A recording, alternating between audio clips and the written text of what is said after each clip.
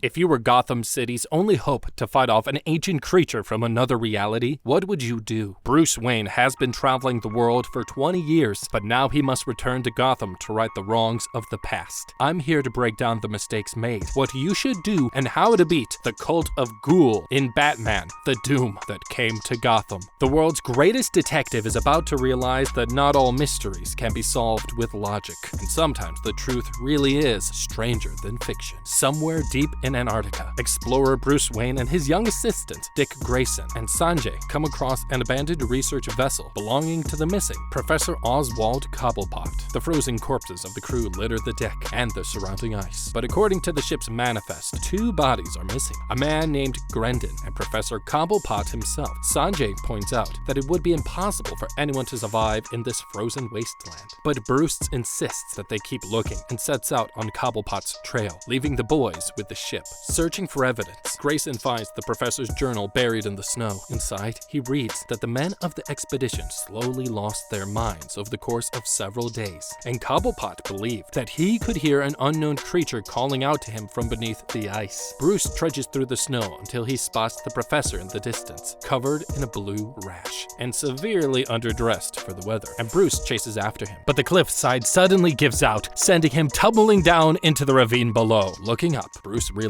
that he's landed right in front of a giant ice cave. Bruce lights a torch and heads inside, and in there he finds a strange man chipping away at a massive wall of ice. At first, Bruce thinks that it's the professor, but the man tells him that Cobblepot is gone. Bruce says that he must be Grendon, and the man responds that he was once, but explains that his new master has called him to a greater purpose. Looking up at the ice, Bruce sees an enormous creature trapped inside, and it peers back at him with all 3 alien-looking eyes, causing him to fall over in pain. Grendon reveals that he cut out his own eyes to serve his new master, a creature who is later identified as Yib-Nogaroth, the sleeping child of some strange outer god. Bruce orders Grendon to surrender, but the man says that he's not finished yet, and suddenly a group of deformed penguins leap out from above and attack him. Bruce kicks one across the cave and takes another 2 down with a spin move, but no matter how much damage he causes these creatures, they keep getting back up. While Bruce is distracted with the monstrous birds, Grendon grabs his pickaxe and rushes back to the ice wall, hacking away at it until he's able to crack its surface. He raises his hands towards the frozen creature, and several enormous tentacles descend down towards him and swallows one of them. Surrounded by the mutated penguins, Bruce draws a flare gun and fires it into the air. The bright light causes the creatures to retreat, and suddenly Grendon rushes him with his pickaxe, but Bruce drops him with a straight punch to the face. Back to their ship, Bruce's third assistant, Kylie Kane, receives a call on the radio from her boss, and he tells her to get their entire stash of explosives ready. They line the mouth of the cave with several bundles of dynamite, and Bruce sets off the explosion, trapping the enormous creature inside. Grayson questions if they made the right decision, saying that the creature could have been valuable to science, but Bruce says that it was much too dangerous, and that whatever it was, it needed to stay buried. The group takes Grendon and boards their ship, setting off for Gotham, as Cobblepot and his demented penguins watch from the cliffside. On board the boat, Bruce's butler Alfred arrives with some lunch, and notices a rancid smell coming from somewhere in the room. Kylie explains that the stench is coming from Grendon, who started to decompose when they warmed him up. Grayson says that the tissue samples from the man indicate that he's actually dead, but somehow he's still very much alive, and so they've stored him in the meat freezer until they can come up with a better solution. Alfred finds Bruce sitting in his office reading from Cobblepot's journal, and Bruce tells him that the book points to the existence of an ancient cult which aims to destroy Gotham. He says that after 20 years away, they must return to the city, and presses a secret button under his Batman desk, revealing his batsuit hidden behind the bookshelf. As their ship arrives at the port, Bruce has a flashback to the night that his parents were murdered. He remembers how his mother and father took him for a walk through the park when suddenly they were attacked by a madman wielding a dagger. The man tackled his father to the ground, and when his mother rushed to help, he knocked her away, causing her to die from the fall. The psychotic attacker stabbed his father in the chest, laughing maniacally, and Bruce ran for his life to the top of a nearby clock tower. In the darkness above him, he saw the shape of a many-eyed octopus-like creature, and a horde of bats surrounded him from the shadows. Back on the boat, Grayson asks Bruce what they're going to do with Grendon. He tells them they're going to leave him on the ship, and the 3 of them draw straws to see who will babysit the zombie, and unfortunately Sanjay pulls the shortest one, and reluctantly stays behind, while the others get to do the fun part and go into the city. The 4 of them arrive at Wayne Manor and are greeted by Bruce's business manager. He assures Bruce that the company is going strong, and tells him that he set up the cellar according to his specifications. Inside,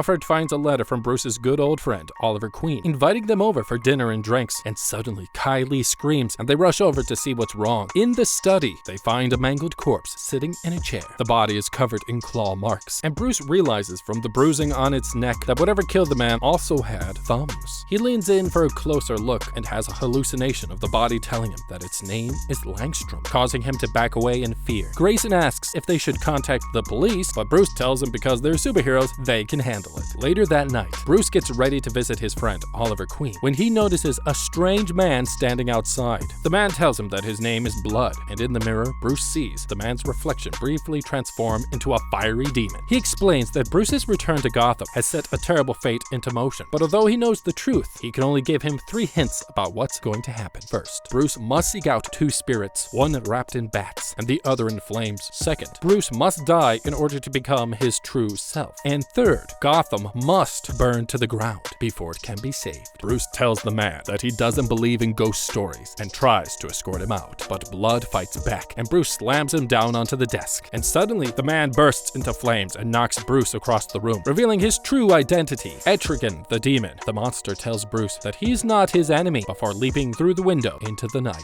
At Oliver's mansion, the 4 of them sit around the table sharing stories when a surprise guest arrives, Bruce's good friend and future mayor of Gotham, Harvey Dent. Bruce asks Harvey if the name Langstrom means anything to him, and he explains that the man was a professor at the local university who had an unhealthy obsession with bats. Harvey goes home for some sleep, and Bruce asks Oliver if they can spend the night at his place, to which he happily agrees, leaving the kids to watch out for Oliver. Bruce dons his bat suit and heads out into the night. Okay, I know, Batman is the world's greatest detective, but this time it looks like he might be in a little bit over his cow. This superhero might not believe in the supernatural, but to quote Captain Barbossa, "You best start believing in ghost stories, Mr. Batman. You're in one."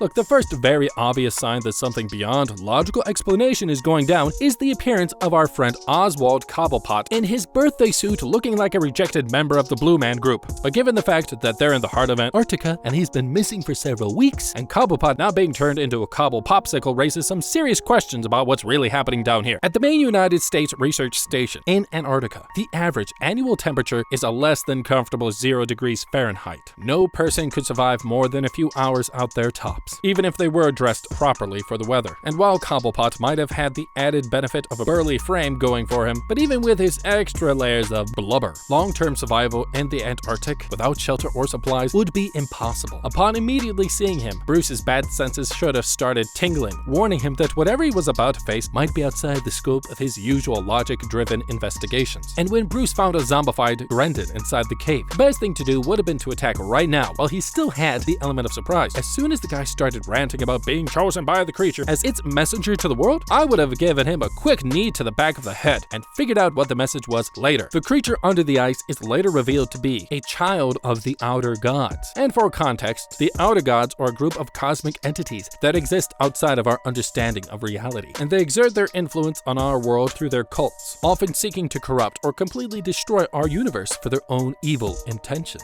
So he's going to need more than his sharp wits and martial arts to get this job done. Bruce decides to destroy the cave and bury the creature under the ice, which is probably best course of action, but I don't like the fact that it could still be alive down there. But setting off the explosions directly where it was trapped in an attempt to confirm the kill could have accidentally set it free, and Bruce might not understand exactly what the creature was yet, but he's right to say that it was much too dangerous to try to study it. And speaking of things being left behind, Bruce really should have gone after Cobblepot one more time before heading home. After making sure that Grendon was secure, I would have taken Grayson with me and headed back to the area around the cave. Odds are good that Cobblepot might be wandering around because he would think the coast is clear. And look, even if we didn't catch him there, we might be able to capture one of his straggling pet zombie penguins and use it to lure him into a trap. One lonely guy with a Danny DeVito build stuck in the most extremely isolated place on the planet might not seem like a major threat to society, but based on his journal and what Bruce saw in the cave, there's definitely still potential for Cobblepot to cause some major cobble troubles if left to his own devices. If he were to somehow be able to float his blubberous way back to the mainland, who knows what kind of chaos he might spread. Plus, if Bruce had been able to capture him, they could have grilled him for more information that would have helped them understand what they're facing. And on top of that, keeping Grendon alive was a major slip-up, and it's likely going to cause them trouble down the road. He's obviously going to be a threat if he manages to escape, and personally, I would have just let the guy melt. The dead man has obviously lost his mind, and is still only alive because he's been zombified by the creature. So by letting him melt into a collective pile of goop is arguably the most humane and safe thing to do. But what does Bruce do? No, he doesn't do that. He decides to bring the creep directly to Gotham, and then leave him alone with an unarmed teenager. And for Bruce being a tactical genius, this plan seems a little batty to me. At Wayne Manor, Bruce finds the body of a man who was killed by a human-animal hybrid of some kind. Instead of just dumping the body into the Batcave and moving on with their lives, I would have had Grayson help me perform an on-the-spot autopsy to see if we could learn a little bit more about who the man was, what killed him, and how we could fight it if it comes after us. Now, if you're a multi-billionaire wealthy explorer returning from home for the first time in 20 years, only to find a mangled corpse in your house, and a few hours later, a mysterious man shows up at your front door unannounced, are you really going to let him in just for a casual conversation? I would have told Alfred to send the creepo packing, and then send Grayson to follow him to find out who the guy was and what he wanted. And the thing is, it turns out that the visitor isn't a guy at all, but a mysterious rhyming demon, and he's there with a warning for Bruce. First, he tells Bruce that he must seek out his spirit wrapped in bats and another one in flames, and secondly, he says that Bruce must die and become his true self in order to win.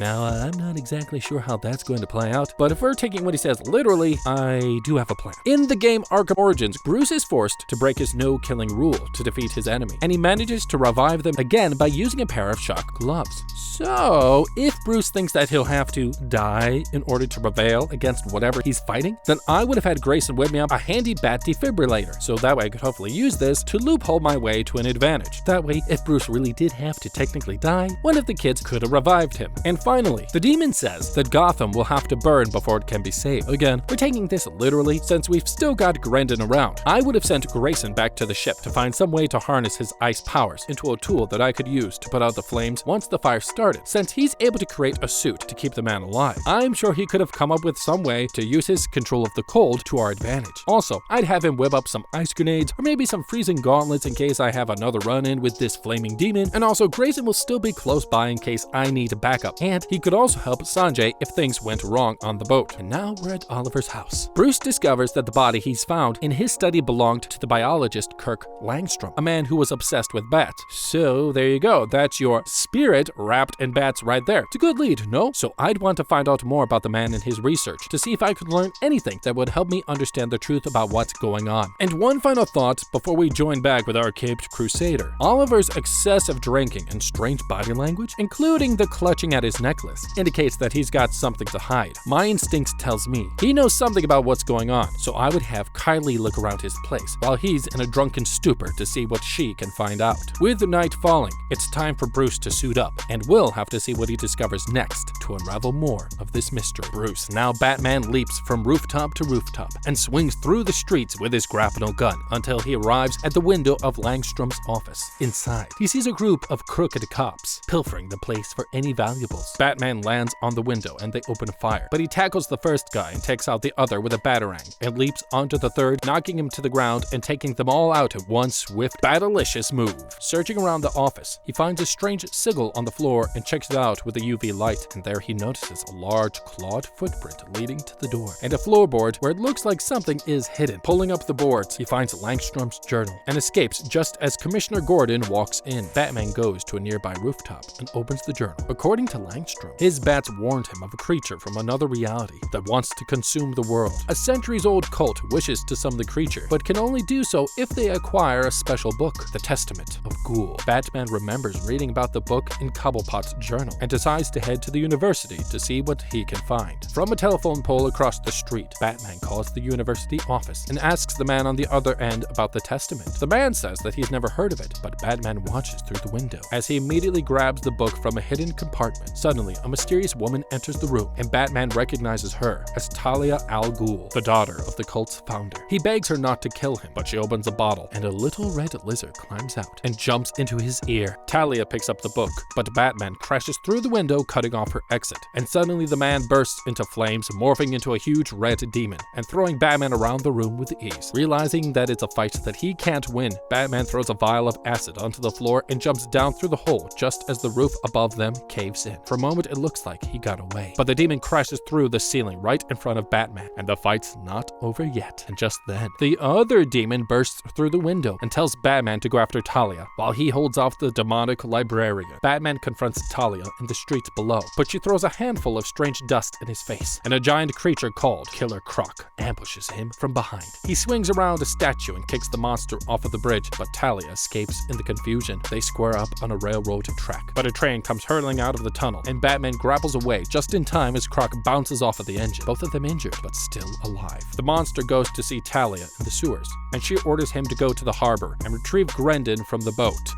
Okay, a whole lot is happening right now. Things just went from bad to worse. And now there's a big green monster loose in the sewers. Great. Batman goes to the university and tries to get the book before the bad guys can, but ends up leading Talia right to it. To distract him, Talia unleashes a creature, and now I've never heard of this monster, so I did some research and found out, and they seem to have a weakness to incredibly bright lights. So, after barely surviving the first fight, I would have prepared myself with some flashbang grenades, in case I came up against this creature again. That way, I could have easily taken this thing out and focused my attention on getting that book back. Batman hardly has time to collect his thoughts before he's ambushed by this universe's version of Killer Croc, and while he's distracted, Talia manages to escape with the book, which is exactly what we didn't want to happen. Trying to beat the Croc in a fist fight is pointless, and he's not even the main threat, so I would have tried my best to dodge him while looking for an opportunity to destroy the book instead. Now I know it's not going to be easy, but Batman didn't need to actually defeat either one of them. The most important thing was the book. Don't let the book get into the wrong hands. If Batman could have gone away from Croc for just a second, he could have snatched the book from Talia and tossed it into the inferno of the burning library, destroying the testament and taking away the cult's only hope at succeeding at their plan. His priorities were in the wrong place when he should have just focused on getting the book or destroying it at any costs. The next morning at Wayne Manor, Alfred opens the window and finds an injured Batman outside. He limps in and heads to the Batcave to study the substance that the monster left on his suit and prepares himself for the next fight.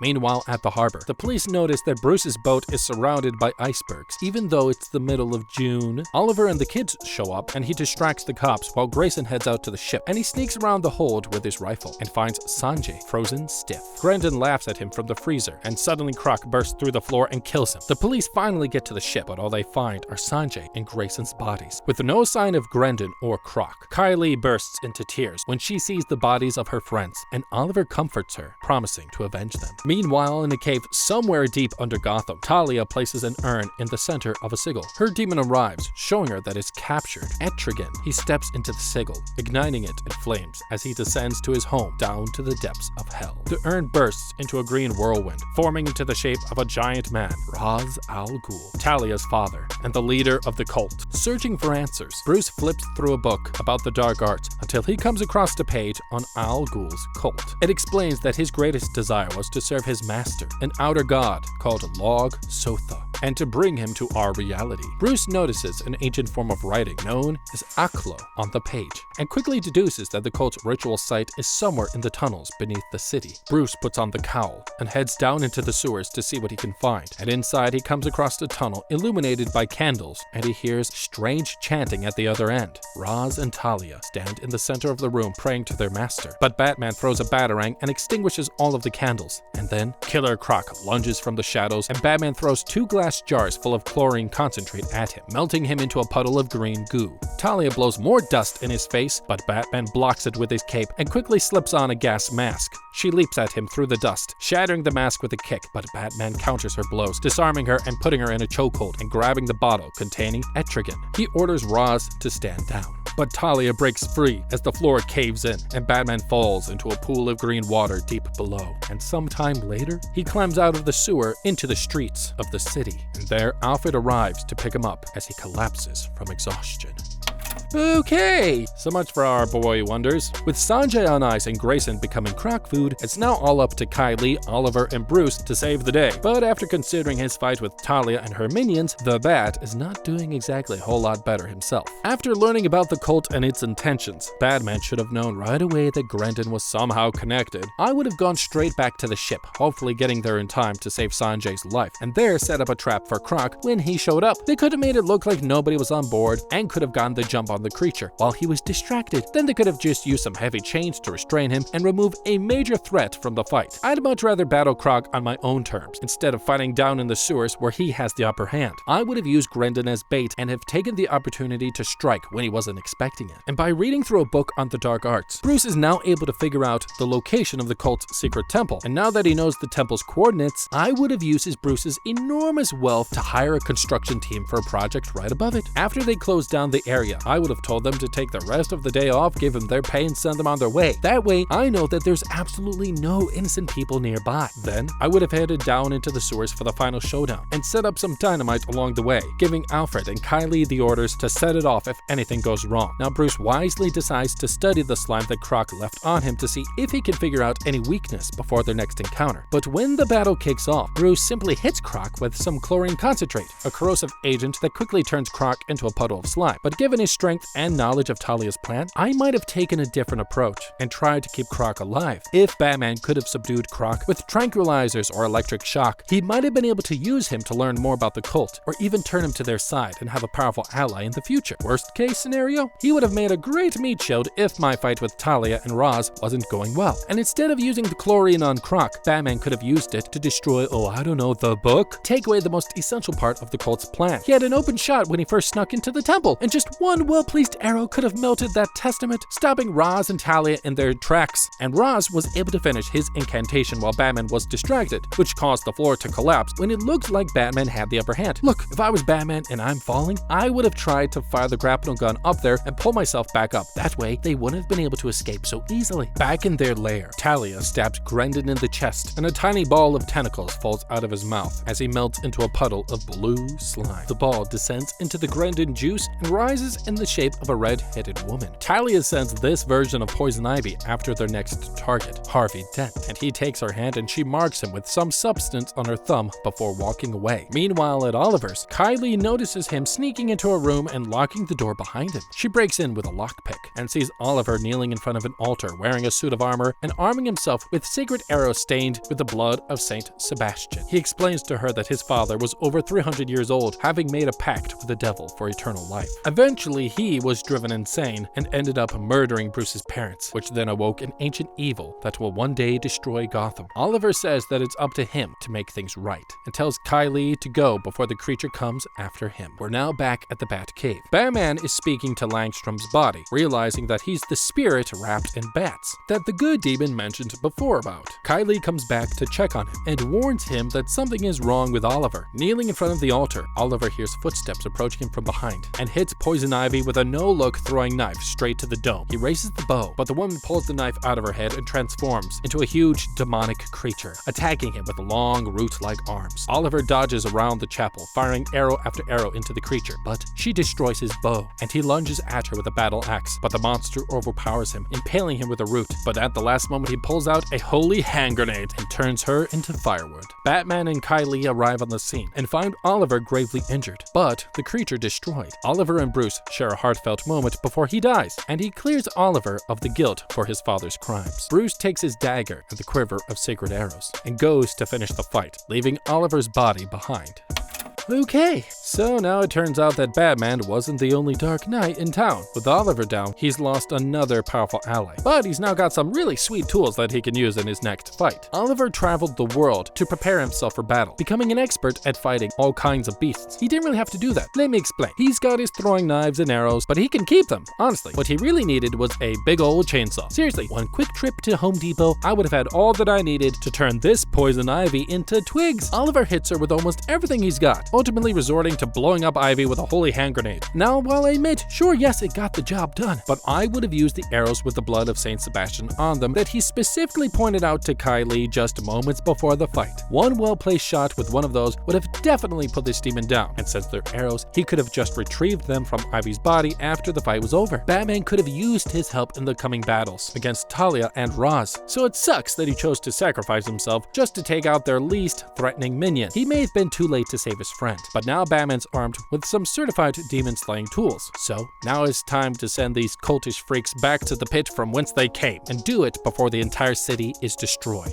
Meanwhile, Harvey sits alone in his house with a disgusting purple rash taking over the entire left side of his body. Talia enters the room behind him, and he begs her to put him out of his misery, but she says that he still has a job to do. Bruce goes to visit the graves of Grayson and Sanjay, and Kai Lee tries to convince him to give up before it's too late, but he says that he can't leave Gotham. Commissioner Gordon shows up and tells Bruce that his medium daughter, Barbara, says that his spirit needs to speak with him, and Bruce agrees to visit her that night, saying that it's finally time to figure out who this spirit wrapped in flames is. Bruce goes to the Batcave and puts on his suit, grabbing the arrows, dagger, and bottle containing the good demon. Alfred tries to stop him, but Bruce says that he has to go, and he reluctantly flips a switch, revealing the Batmobile. Bruce tells Kylie that she's in charge of the Batcave and now says goodbye to Alfred, before climbing into the Batmobile and speeding off to Arkham Asylum. Inside, Batman goes to Barbara's cell, and he asks her to speak to the spirit wrapped in flames. She asks him if he's sure that he wants this, but he says that he doesn't have a choice, and she calls out to the spirit from beyond the grave. Bruce opens his eyes and sees his father Thomas sitting in a chair in front of him. He explains to Bruce that he was one of the original settlers of Gotham, but his people were struggling to survive. They discovered the temple deep below their land, and Oswald Cobblepot, Henry Queen, Bartley Langstrom, and himself performed dark rituals there in exchange for the colony's prosperity. The four of them were given eternal life, and after a while they all but forgot about the vile things that they'd done, until one day they realized that they accidentally attracted iog-sotha to their reality. Bartley Langstrom took his own life, Cobblepot fled to Antarctica, and Henry killed Thomas and his wife during a psychotic episode. And Thomas tells Bruce that there's still a chance to stop the creature before it destroys the world,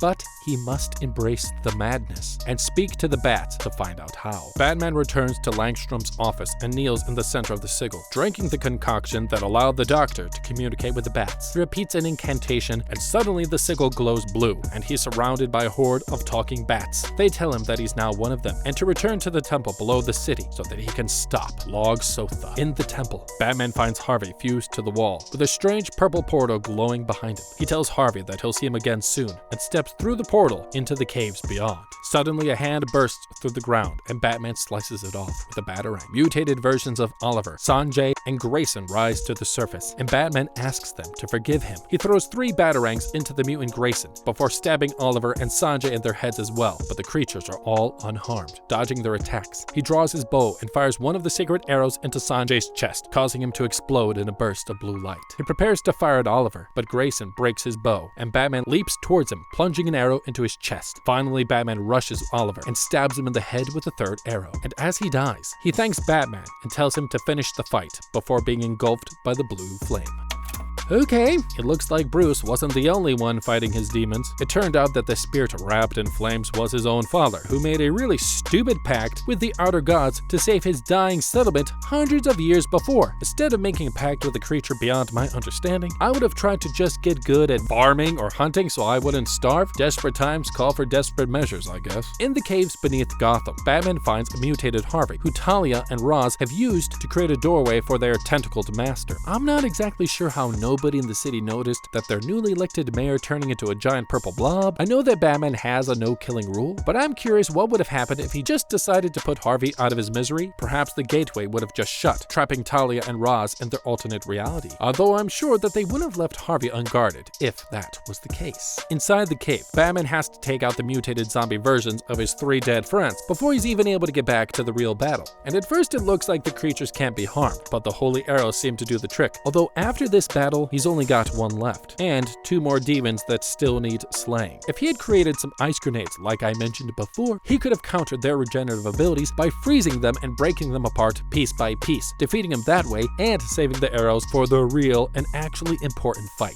With all of their minions down, the only obstacles remaining are Talia and Roz. But we can't forget that according to the good demon, Bruce needs to die in order to ultimately prevail. But speaking of our friendly demon, Bruce still has the guy in a jar, so maybe now's a good time to set him free. This way he could help me out in the last fight, because hey, it's time for the final showdown, and we have to see if bats can stop their plot before iog-sotha devours Gotham and eventually the world. Batman walks further into the cave and comes across a large chamber bathed in purple light. Roz stands at an altar in the center, repeating an incantation as the testament dissolves in a flash, and blue circles appear on the floor around him. Batman approaches them, and Talia fires a green bolt of lightning at him before using her magic to damage the bridge. They leap into the air, and she kicks him down, destroying more and more of the bridge with each of her heavy blows. Batman blocks her attacks and kicks her in the face and leaps to the platform as the bridge crumbles, but she jumps in front of him, cutting off his path. Talia reaches down and grabs Bruce by the neck, holding him up before tossing him into the pit, but he fires his grapnel gun right through his shoulder, pulling himself up and driving the last sacred arrow straight into her chest. Batman confronts Roz, but he pins him to the ground with his green magic and raises his hand to the ceiling, opening the door for his god. Just then, Batman lunges at him from behind, cutting his arm clean off with the sacrificial dagger, and suddenly Roz grows a mass of tentacles from where his arm used to be and knocks Batman back across the platform. He shouts that he's a child of the outer gods and reveals his final form, a giant purple squid demon. Roz holds Batman up with one of his long arms, electrocuting him with his green lightning as the sky over Gotham turns blood red. Batman closes his eyes and Roz slams him to the ground, but a giant clawed hand bursts from the rubble, revealing that Batman himself has transformed into a demonic bat creature. He tears off Roz's tentacle, flying around the cave and ripping him apart piece by piece, before pinning him to the ground and sinking his teeth into his neck. Green light bursts from his many eyes as Roz explodes, and unfortunately, iog-sotha reaches through the portal into their reality. At the last moment, Batman remembers the jar containing his friend Demon and shatters it on the ground. The demon tells Batman that his job is done, and he flies out of the cave as the demon explodes in flames, destroying the cave system and iog-sotha, and killing Harvey in the process, which now leads Kylie now is the last survivor. Okay, this has gotta be the weirdest version of Batman I've ever seen. Look, it looks like the city is saved, but Bruce, Harvey, and his friendly demon all have to make the ultimate sacrifice to do it. And during their fight, Batman manages to take Talia down with the last of Oliver's sacred arrows. And since he only had one arrow left, I would have tried to fire the grapnel straight into Roz instead of the rocks. And now with Talia finally laid to rest, Batman and Roz square off for their final fight. Now, if you guessed that Batman was going to turn into a 10-foot tall vampire bat, then you got me beat. It looks like Roz didn't see that coming either, and Batman does make short work of him, turning the demon's head into a purple calamari. But think about it, if he had some more corrosive chemicals or explosives with him, maybe Batman could have damaged the cliff that Roz was standing on, causing him to fall into the pit, and taking him out that way instead. And yes, he saved Gotham, but now Batman is permanently mutated into a hideous creature, and I'm not happy with letting our boy go out with that. If I were Kylie, I'd use my new resources to hire a crew and head back to Antarctica where this whole thing began. Then I'd try to round up any of the mutated penguins that still might be chilling out there and bring them back to Gotham, where I'd have the boys in the lab study them to hopefully come up with some sort of serum that turns them back into their normal cuddly selves, and from there I could reverse the mutation of the penguins, and then I should be able to use that same serum on Batman and save him from being stuck that way forever. It's the very least that I could do after he saved our reality, and it would also help us better understand what we were up against